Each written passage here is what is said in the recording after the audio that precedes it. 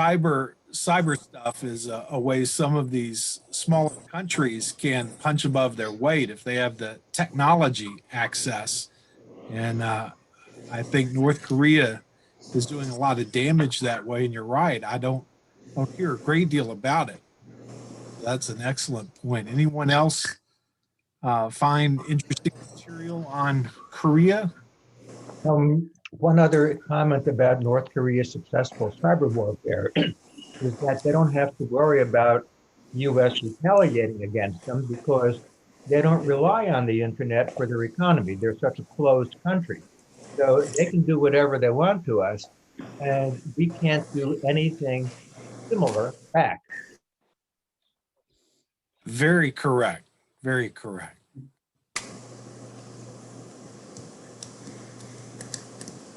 Anyone else? All right.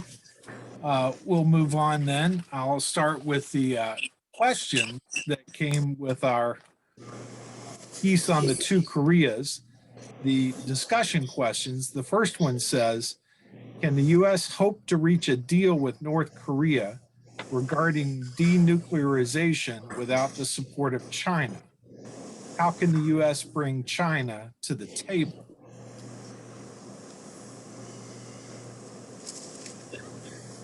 My understanding is that there's no way we'll get a denuclearization deal with North Korea. We had a denuclearization deal with Gaddafi in Libya, and the agreement was that Libya would be taken off the international terrorist list if it did not pursue the weapons.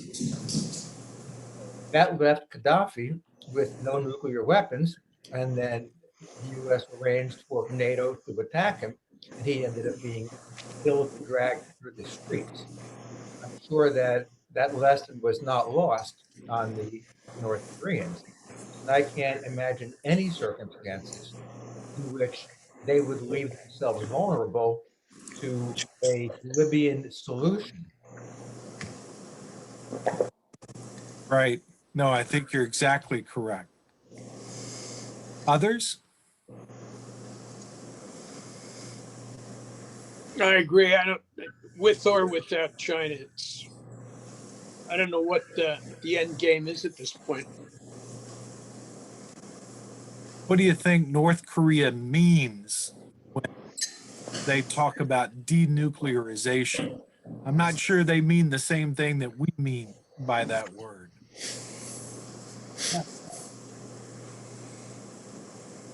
I think they probably mean giving lip service to whatever it takes to get the sanctions lifted. Sure. Sure. Or when the United States has forces. I recall them using the phrase that like denuclearizing the Korean Peninsula. But I think in all of that, they would probably get to go last. The North Koreans have demonstrated repeatedly that they are not reliable partners in any agreement. We had an agreement for denuclearization. We provided them, or South Korea provided them with a nuclear power plant that could not be turned into weapons grade material. And that was Right. part of the deal. And the other part of the deal was that we had access to inspect their nuclear sites. And they Right. got what they wanted out of it and then reneged. And that was one of a series of events just like that. So you can't expect them to honor anything that they agree to. Mm-hmm. And so what role does China play in all this?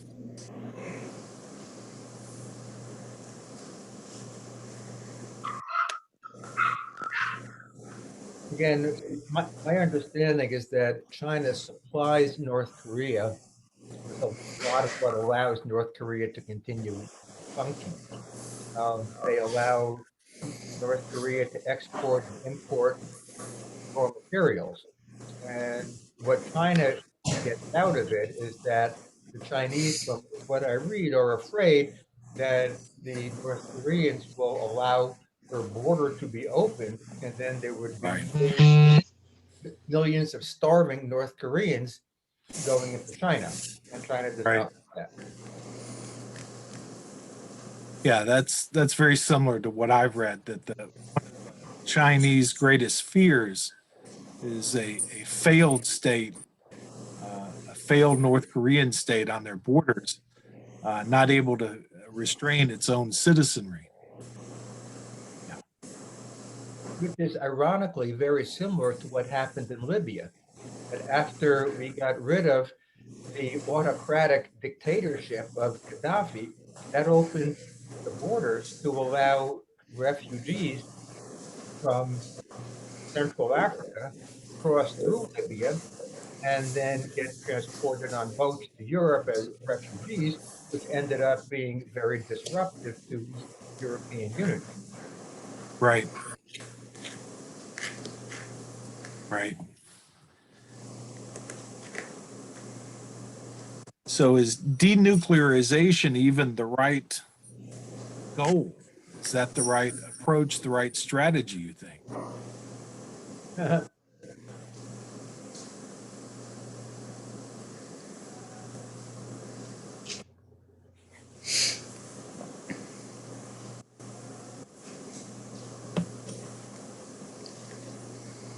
I have a question.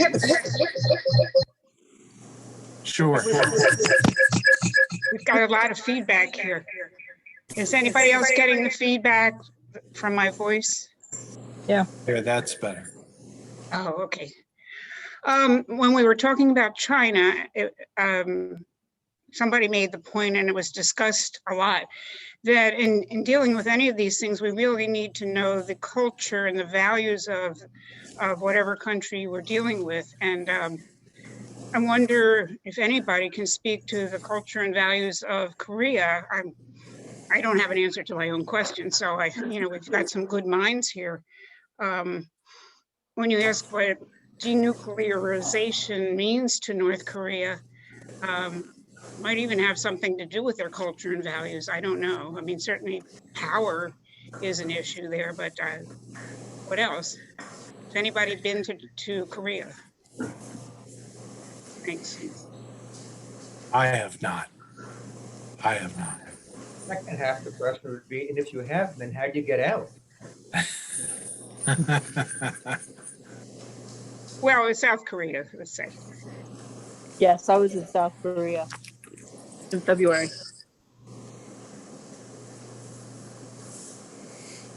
What was that like? Well, it was very interesting. Something was going on at the embassy at the time, and I tried to find out because it was surrounded by about 50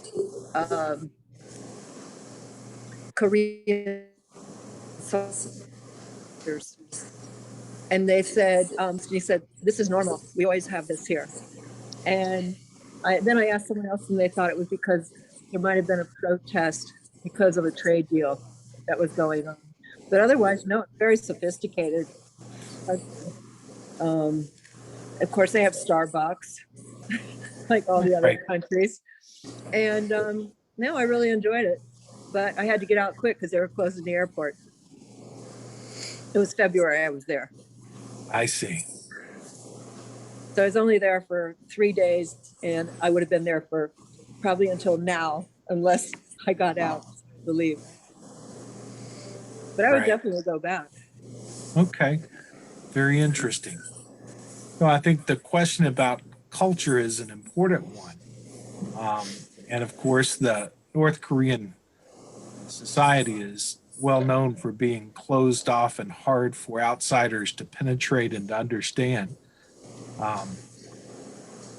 It's the system of rule there is so very different. I don't think they're even any longer really a communist state. It's more a worship of the founding family of the nation state. They're almost like demigods. And I think from a very early age, they work very hard at breeding xenophobia and helping their populace learn to fear outsiders, information from the outside. I think that's the way the state protects itself.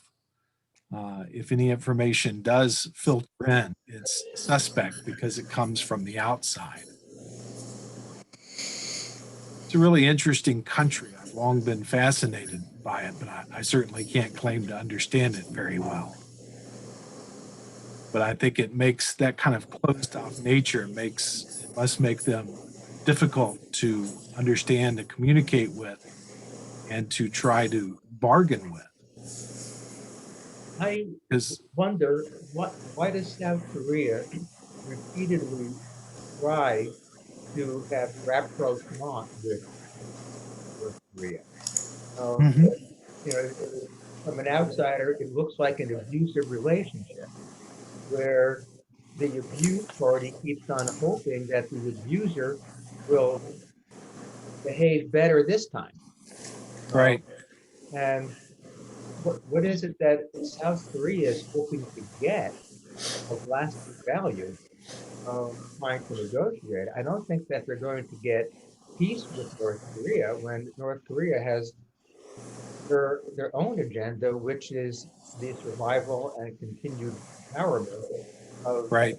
the family that's running the country. Not even the family, the individual, because the individual had no hesitation to kill his own uncle who was his mentor. Right. Well, I think these are ethnic kin, and that makes it pretty different. I mean, could you imagine if Pennsylvania went to war with itself and was separated? And I think you would feel that as a great family tragedy. And I think that's how some of the South Koreans they view it as, um, even in some senses, forces beyond control, historical forces. But I think there's this kinship, this ethnic kinship that ties them. And so they see different things and understand things differently than Americans. So the fundamental definition of the situation, Americans always look upon North Korea as a security threat. I don't know that all South Koreans see that quite the same way. Some of them, I sure, would tell you that Japan has historically been a much greater enemy, and there's bad will going back a very long time with Japan. So I think they look upon it as an estranged family member almost, which does sound kind of dysfunctional, maybe odd in a sense. They mentioned the Korean drama. I actually watched it. It was in that K-pop part of the Global Reach Yeah. in this, and it was good. It gives you a little bit of an idea. I mean, Crash Landing on You is a film that's through Netflix, and I thought it was good. And they say it was the third most popular in Asia. And I think it's interesting. Gives a little insight as to how they behave with one another.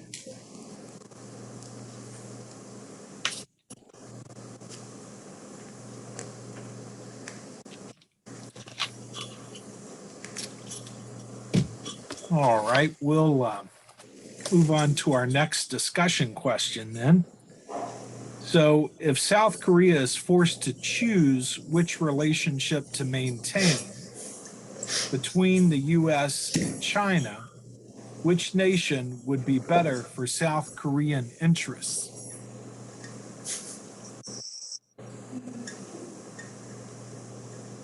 When I saw that question, I thought we don't have enough information to have an opinion about it. Well, Right. how much trade does South Korea and China have? Is it more than the trade with the US? And My understanding is that China is their number one trading partner, and increasing in significance lately has been tourism. Of course, not during COVID, but pre-COVID, I think there was a great deal of tourism being developed, Chinese coming to Korea. then I would also say, whose troops are protecting South Korea? Not Chinese troops. Well, that's really what underlines this question. If you're going to define the situation is primarily an economic one, then you're probably going to have to weigh more heavily the Chinese role.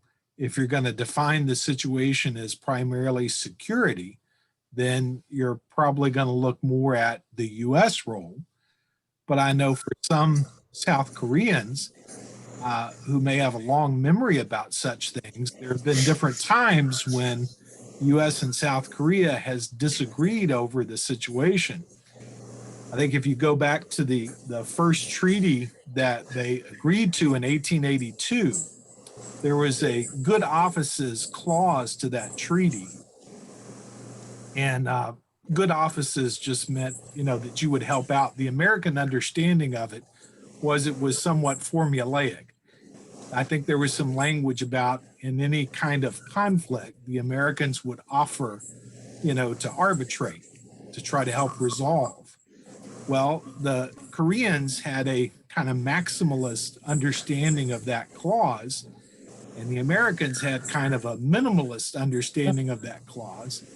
And when the Japanese started colonizing Korea in 1905, this brought about some very bad feeling on the part of the Koreans, who felt that the Americans had stood by and not honored their treaty obligations. And at that time, the president was Teddy Roosevelt, who really had more sympathy for the Japanese. And of course, even if we had tried to intervene, we didn't have the kind of military footprint in the area where we could have made any kind of decisive move against the Japanese anyway, if we'd wanted. But for some South Koreans now, they would point and say, all along, there have been different points where the United States has not been always a keeper of its own nations. And they would point to the fact that the United States is actually who suggested the division of Korea.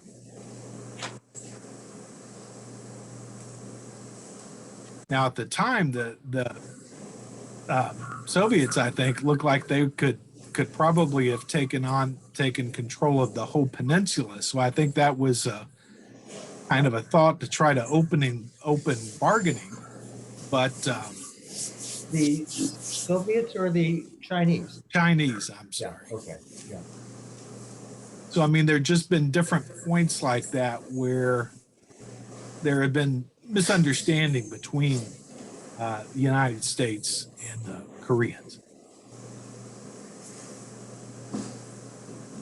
Well, when you talk about security with the Chinese in the South China Sea and gaining more and more strength throughout that area, South Koreans have to be scratching their heads, especially after Trump sort of left that as an open-ended question as to whether or not he was going to continue to support them. So South Koreans are in a conundrum, I think, at this point, and they've got to keep their options open in terms of security as well as financial. Right. Why would South Korea have to choose between one or the other? Well, that's a good point. I think probably the secret to them managing the situation is to not have to choose. I think that would be the path they would want if they can.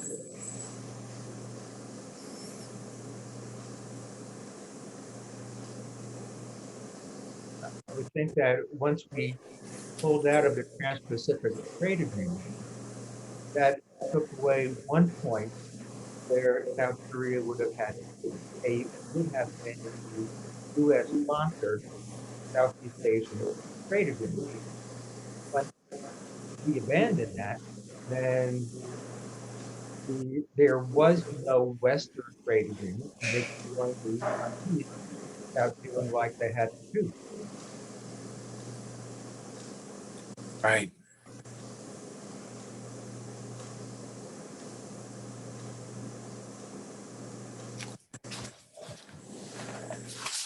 All right, we'll move on to the next question then. Should the U.S. shift focus toward dealing with a nuclear North Korea, or do you think denuclearization is still possible?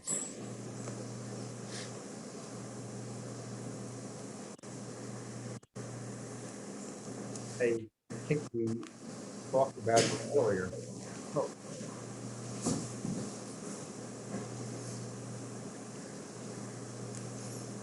Oh, someone said that they're having trouble hearing me.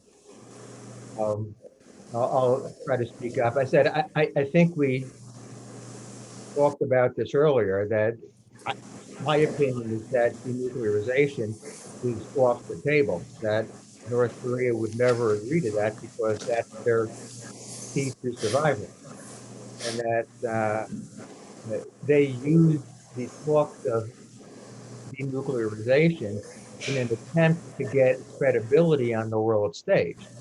Just having Trump go to North Korea and meet one-on-one with Kim Jong Un, I can't remember, um, is a huge feather in the cap of North Korea. They have become an equal on the international stage with the United States. So what they Right, get out of playing along with the negotiations is international credibility as power, as opposed to being a little nothing country that lost 20% of its population during the last famine 10 years ago. So right. they're going to play it along for whatever they can get, but they're not ever going to resolve it. No, I think I agree exactly with you on that. I don't think they'll ever have incentive to risk uh, moving in the direction of actual denuclearization. I mean, that's their protection. And I think there's some status that goes with that as well. You're talking about the status of having Trump treat them as equals. I think there's status also in having nuclear weapons and being a member of the nuclear club. And that's really what this leader has done, is move them forward in that way, which his predecessors had not been able to do. So, yeah, I don't ever see them willingly giving that up. Um, and of course, that's the threat that puts the United States in danger. They don't need nuclear weapons to rain terror on Seoul. They can do that with conventional arms. Nuclear weapons are for our consumption, for our concern, our worry, and to some extent, perhaps Japan. But I think, unfortunately, some South Koreans, I think, have gotten kind of the wrong feeling about that. They think that nuclear weapons would never be used against them. I don't know that I would have that kind of confidence. Wouldn't you think, though, that nuclear weapons would never be used against us or Japan? Because we would have no hesitation at that point in completely wiping out North Korea. And if the goal of King, sorry, Kim, is survival and power, he Right, would be suicidal if he did something that led to his annihilation. right. Yeah, it's the irony. It's the weapon only has value when you don't use it. Well, what would the United States do if North Korea decided to drop a bomb on, say, Guam or Japan or some other country without disturbing the United States?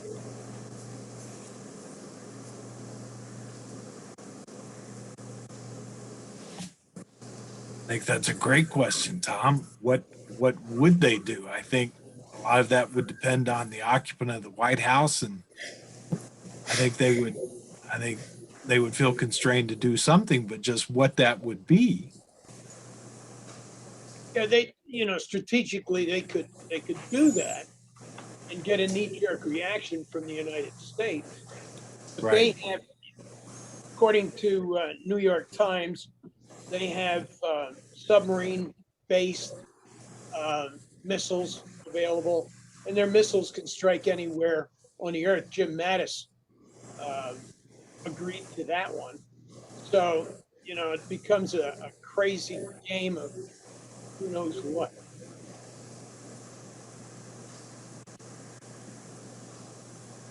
Yeah. And I keep going back to the cyber warfare. I think the nuclear stuff is going to become less and less important, and the cyber is going to become more and more important. With what the Russians, the Chinese, the Iranians, the North Koreans have done in terms of stealing money out of Bitcoin by the billions, Right. being able to turn off your water at a national level or your electricity at a national level or other inconceivable things. Cyber warfare is going to become so much more important, I think, than nuclear warfare. Yeah, I think you're exactly right about that, Tom. And as has been observed, the beauty of it for them is they're not really at risk because their economy is so primitive by comparison. What do they have to lose? Yeah, I mean, you know, They've got everything to gain, correct, and correct. they've put a lot of time, effort, and money into that. Right. You know, this historian I mentioned to you at the top of the program, someone asked him what it was like because he's visited North Korea. He said, really, he'd been in difficult parts of the globe. He'd been in Africa. He'd been in, places where there was combat, where there was so forth and so on. And he said, what got to him about North Korea was, you think you're prepared, but you're not for how primitive this place is. He said, think the worst you can think, and it's still worse than that. I mean, they have less than what, 1,000 kilometers of paved road?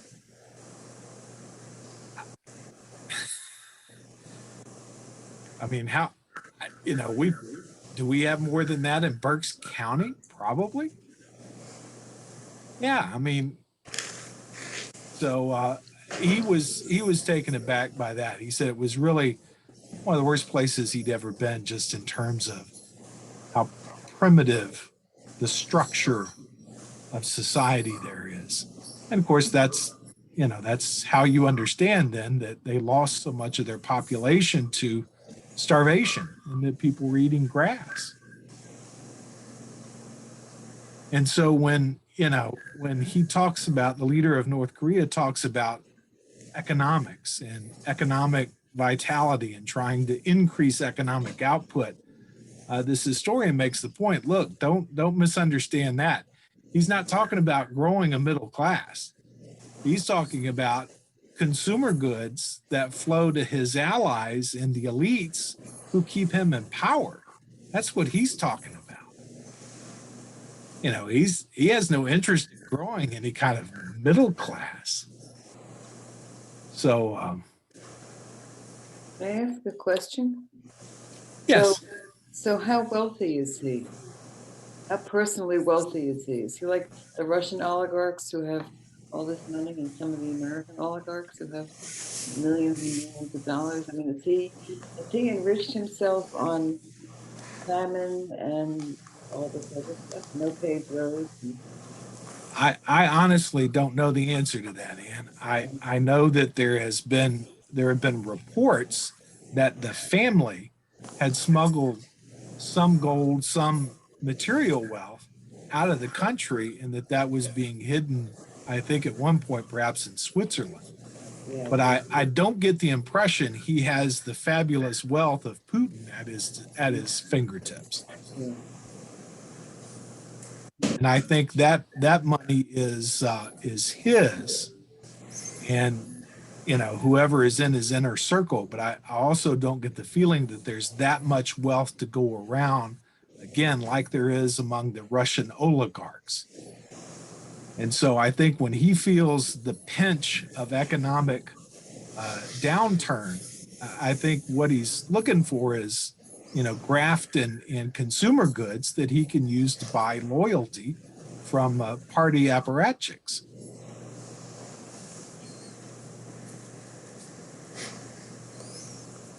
Question, how much does he have to rely on buying loyalty as opposed to threatening to kill people if they don't support him? Well, I think it's a little carrot and a little stick. Certainly, he has proven to be ruthless at disposing of enemies. But there are some, some of the defectors.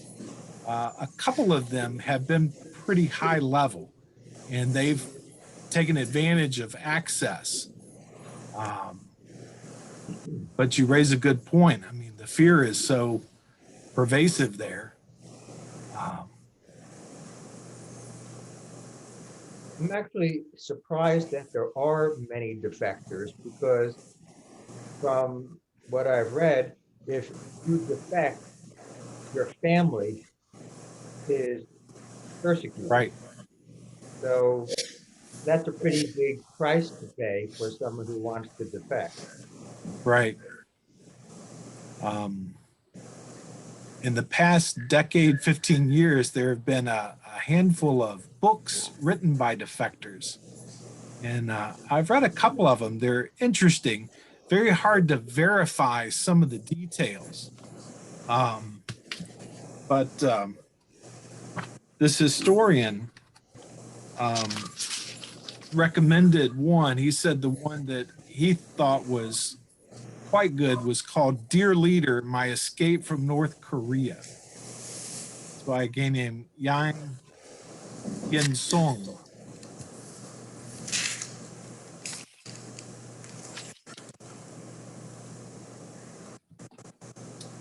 And where did he go when he defected?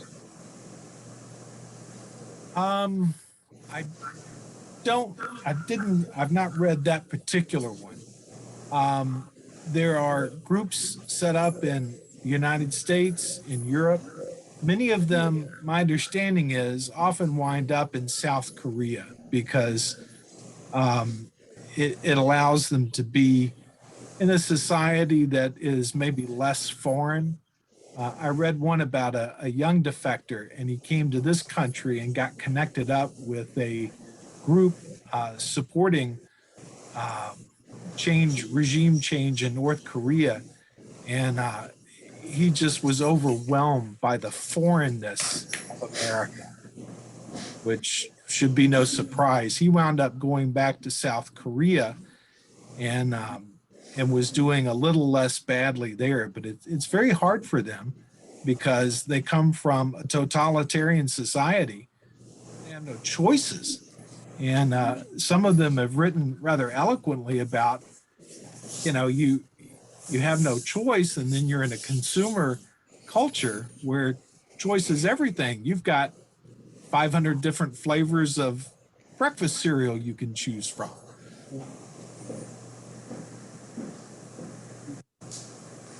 I read a couple books on defection from North Korea, but they were more the common folk. They weren't generals of the army or high-tech people. And I wish I could remember, it's been a while back. There was a religious organization where these North Koreans would go across the Yalu River and end up going, well, the Chinese would turn them around and send them back. They didn't want them. But if they got to Mongolia, there was a religious organization, I can't remember who it was, who tried to train them as to what to expect and then got them to South Korea. And when they got to South Korea, they were pretty much discriminated against by the South Koreans. It's been a while back, so I'm sorry I don't have all the recall.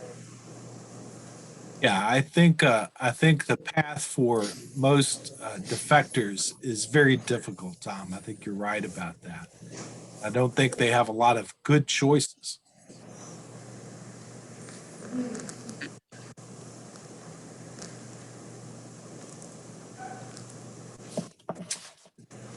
All right, we'll move on to our next question then. So number 4, do you believe that Kim Jong-un would launch an unprovoked nuclear attack on either the U.S. or Japan? Does the U.S. risk provoking China? We've already talked a little about that. I remember in the news when Kim Jong-un was doing a lot of ballistic missile saber rattling. Yeah. And what the news article said was that the Chinese were about as frustrated with the North Koreans as we were. They they don't want chaos. They don't want to lose Canada. They want commerce and they want power. And they don't want an unstable regime in North Korea.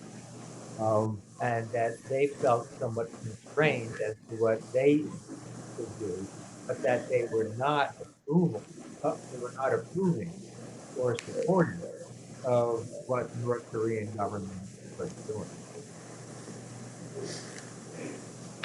Right. I remember when that was going on, and I think the Chinese were pretty frustrated with the theatrics and the antics of the North Korean regime. I'm not always sure that they have that much leverage over this guy. Right? If Kim Jong-un doesn't care if his people starve to death, then how much pressure can you put on him? There's enough graft and corruption and theft, cybercrime, that he can keep himself in whatever luxury he wants. What are you going to threaten him with? Right. No, I think he poses a bigger threat because he can unleash those impoverished North Koreans into China, which is what they, I think, fear probably more than anything.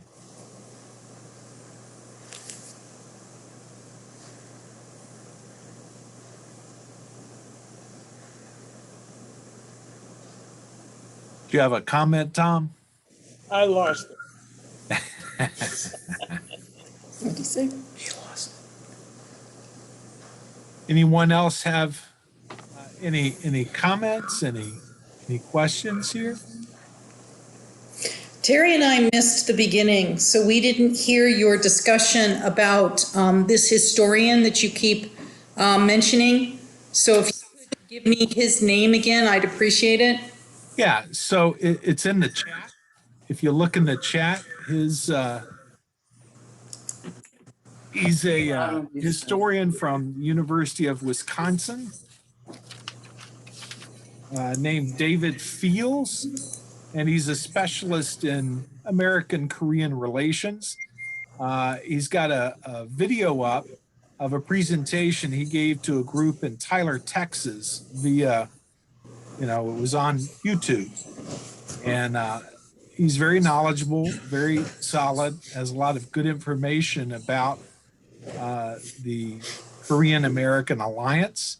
And it's interesting, his conclusion, he walks through a lot of things that are not so positive, but at the end, he says, really, despite all these tensions between the United States and the Republic of Korea, he's fairly optimistic for the long-term future of the alliance. He says it's really because in general, the ROK and the United States have a common vision for what they are looking for here. So he's pretty optimistic, but certainly there are issues to be worked out. So, for example, there's an agreement called the Special Measures Agreement, and this is the cost-sharing agreement that the Koreans and the Americans agreed to for the cost of the American troops being over there in Korea. And I think they have pretty recent refurbishing of the base over there. It was like $10 billion. I'm trying to remember what it's called now, but it's a huge base. Permanent quarters, I think, for 25,000 and surge capacity for as many as 40 or 45,000. It's one of the largest installations, if not the largest, in that part of the world. The special measures agreement, the cost had been about $1 billion. These are usually hashed out every 5 years, but we've not had one since 2019 because Trump saw an opportunity to monetize and make revenue. So what had normally been about $1 billion, he wanted $5 billion, and implied, of course, or not implied, said that they weren't pulling their weight, which deeply offended them, because if you dig into it, they really are spending a huge amount of their GDP on defense, much more so than some of the European countries that Trump liked to pick on for taking advantage of us and not paying as much for their defense. So, Biden will have his work cut out for him in unwinding some of the ill will over the Trump situation with the Koreans. But this guy felt like that he would be up to the challenge, and that there was the desire really on both parties to continue the alliance because it's so vital to both interests. He also mentioned something that I wasn't aware of, which was I knew that we were pretty heavily engaged and integrated with the South Koreans, but in a lot of the wars, South Korea provided the second largest contingent of troops other than Americans. So I think he was saying they were second in South Korea or in Vietnam. They were third, I think, in Afghanistan. So I guess I just hadn't thought of that. And in the Q&A session, some folks had asked him about the South Korean military, and I thought his comments were very interesting. They have conscription there, and their conscription is so important. Even if you're a K-pop star, you're going to do your time. It's very difficult, if not impossible, for even well-known, famous types to get out of it. And they're very competent, very well trained, and very well resourced. But he said he always asks people that he meets and friends that he makes, so if North Korea attacks, South Korea will defeat them, right? Handily. And he says the first question is always with Americans or without Americans. And if it's with Americans, they say, no problem. And if it's without Americans, the answer tends to be maybe. And he says it's kind of puzzling in a way. It's not because lack of training or lack of courage or anything like that. He says it's simply lack of confidence, which I thought was most revealing. What I know about the Korean society, and it's not a lot, but it's very much based on family ties and who your family is. So I can imagine that Koreans fighting Koreans would be basically fighting family members. It would be perceived that way. And so, yes, there would be hesitancy to want to fight your family members. So I have another question too. I don't know if you can answer this, but I think it's interesting. There are many American citizens of Korean descent or came from Korea. Do they weigh in these discussions? Do you know anything about that? I know a lot of other Americans from other parts of the world. They're very much involved with what's going on back at their country of origin. I was just curious if you knew. That's an excellent question, and I really don't have any knowledge or opinion on the influence of the Korean immigrant community in this country. I agree with you. I think there have to be lots of those folks in the United States, but I'm not aware of what role they play in shaping the relationship.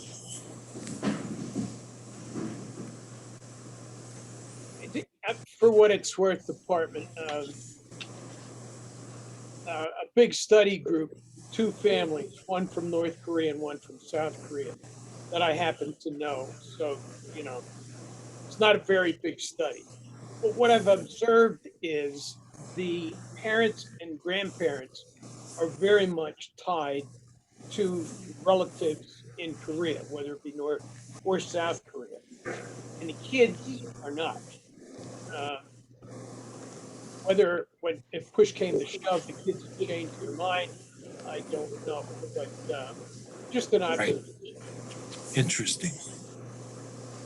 I grew up in Southern California, and that's one thing I was very aware of. School I went to was multi-ethnic, and the Korean students that I went to school with, they had to go to Korea. They had to go to school to learn how to speak Korean, write Korean, but they didn't like all the rules that came with those. I mean, I'm just speaking from my own personal experience again. Right. It was fascinating.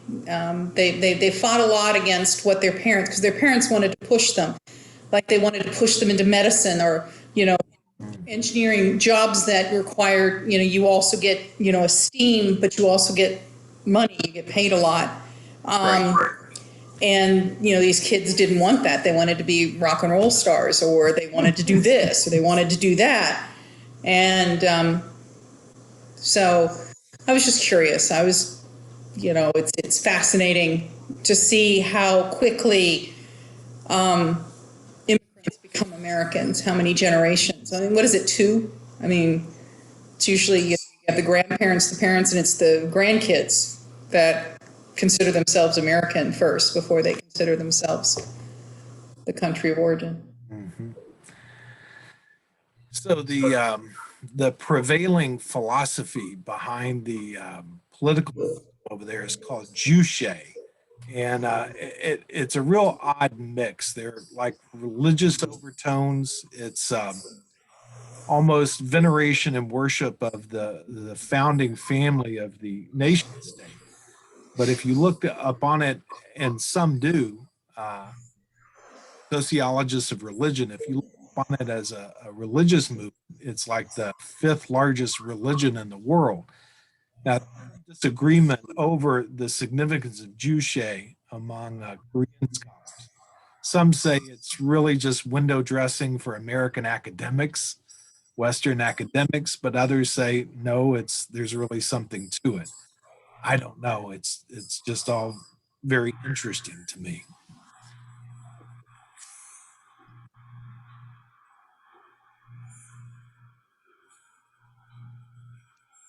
Other questions or comments here?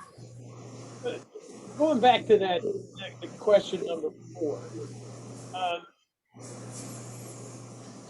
what would be detrimental about South Korea holding hands with China rather than the United States? I mean, they're going to play both against the middle, you know, for their own Right. purposes. But, you know, just philosophically, what would they have to lose if they held hands with China? They might do better. Well, they might. They also might look upon China as greater protection against Japan. You know, America keeps trying to instill kind of like a regional defense umbrella. But the problem with that is you're talking long-standing bad blood between Japanese and Koreans. Centuries, right? So yeah. So I get what you're saying, Tom. It would make a lot of sense from a certain perspective if they did pursue closer relations with China.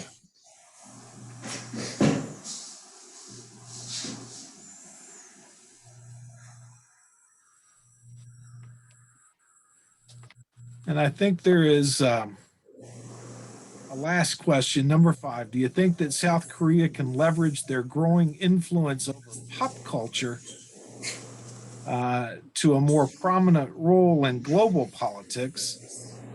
What has helped the U.S. maintain such a hold over global entertainment? And could these same mechanisms benefit the ROK? I think they're already having some success that way.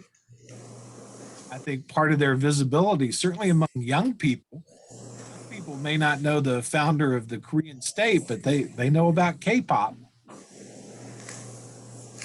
I have nieces that are 15 and 11. And I asked them about K-pop because I knew nothing about this. This was all new.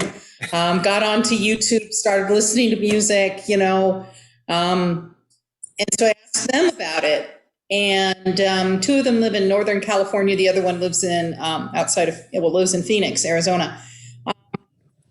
And I asked them, what do you think of K-pop? And they were real blasé about it. They were like, no, it's not us. And over dinner tonight, I was mentioning to my husband, I said that, when the Beatles started out, they were a heartthrob band that the girls were going crazy over too. But look what the Beatles did. And so maybe, I need to withhold judgment for a while as this develops. You can continue that question by, well, how much influence did the Beatles have on English government while they were doing their Beatle thing? I do have to say, though, socially and culturally, they were pivotal in bringing, forth a whole revolution of change socially and culturally. But government, I don't know. That's a whole nother issue. Right. But anyways, those were the discussions we were having at dinner tonight. Yeah. No, that's interesting. That's an interesting connection. How bleak the World War II period was in Britain because of the privation they went through. I mean, the only thing keeping the British economy afloat after the war was American dollars. So I think a lot of them took a lot of pride, really, in the impact that the Beatles had on the world culture. So I think its effect can be considerable. So do we have any K-pop fans here? I just know I don't even that know it's a thing. I don't know the contents, guys. Couldn't name one of them. I don't either. I know that. Oh, Google it. I mean, YouTube it. Go on YouTube. Yeah. It's there. Just put K-pop. There's all different groups. I don't know how they tell the groups apart. They all have at least 8. There was one group that had 14 performers dancing. Now, that's one of the things that's really cool is watching the quality of in-sync dancing going on. I have to admit, I was impressed with that. But yeah, it's all over YouTube. You just, K-pop and pick a group. How about that? Just go look. And some of it was good. I have to admit, there were a couple that I was like, oh, I like that. What's interesting is they sang in English and Korean. So it was really interesting. Now, some of them only sang in Korean, but then the English was right below it, kind of like going to the opera. But it was interesting. I was like, okay. And they're very pretty. All of the dancers are very, very pretty. That was another thing. I was like, wow. That was, yeah. And they're all men. Oh, and I take that back. There were a couple of girl groups. I lied. But all young men, most of them. So go. All right. Well, thank you for that. My initial response was going to be, I'm too damn old to even care. But you piqued my interest. I'm going to have to go on YouTube. Just do it. I mean, it's fun. Even if, you just look at this and you think, we have this discussion all the time, what kind of connection do I have with this generation? Like with my nieces, and it's like, I look at that and go, not much. No, that's, but you can decide for yourself. I mean, it's out there and it's very accessible. And I love music, so I'm always looking for new music anyways. That's what one of my nieces challenged me. She said, why do you want to know this? Because it was something that I didn't know anything about, and I don't like not knowing. And so she must have liked that answer, because then she started telling, well, I know this song and I know this group. And so, yeah. So if you don't go on YouTube, do you hear it on FM radio? I don't know. Where do you hear K-pop? And have any I know some of the songs are really popular, though. Like there's one called Dynamite. Oh.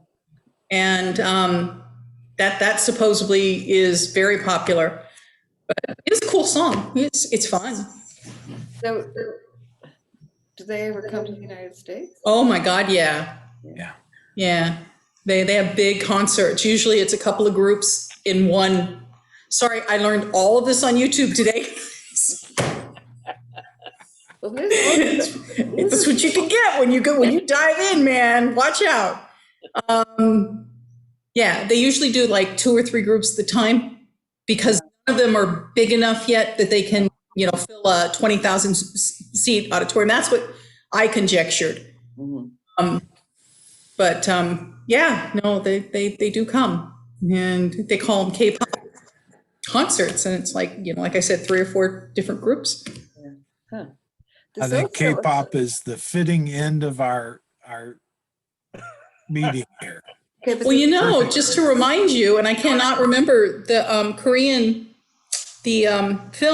best film for last year. I was just going to Was say. a Korean. What was the name of that? It was called Parasites. Yeah.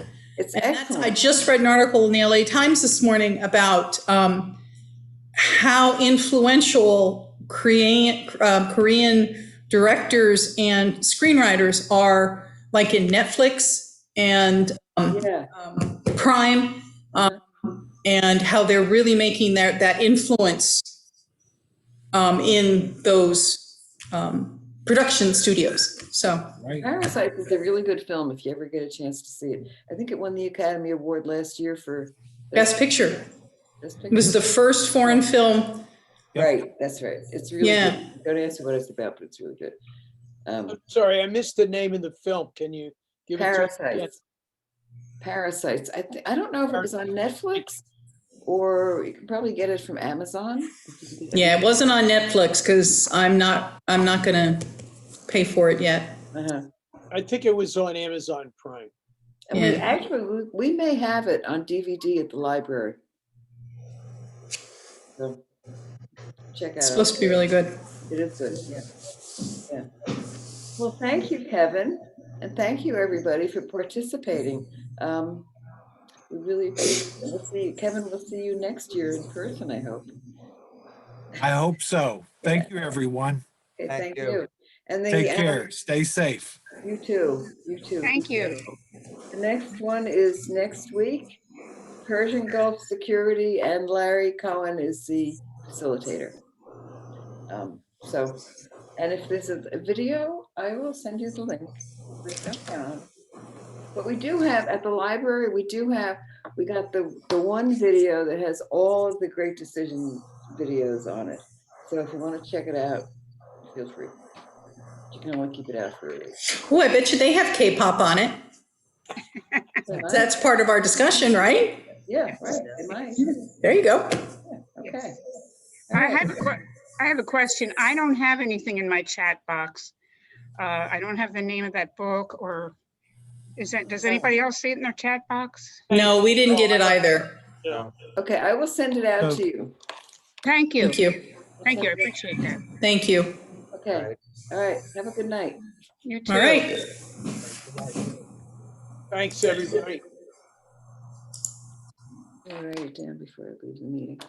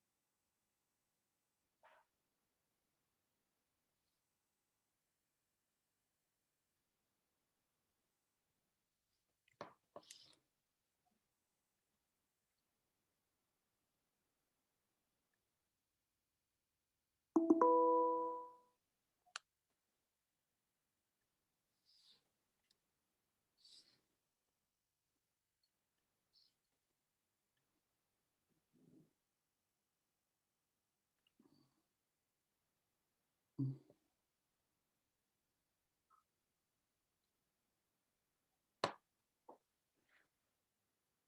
there it is.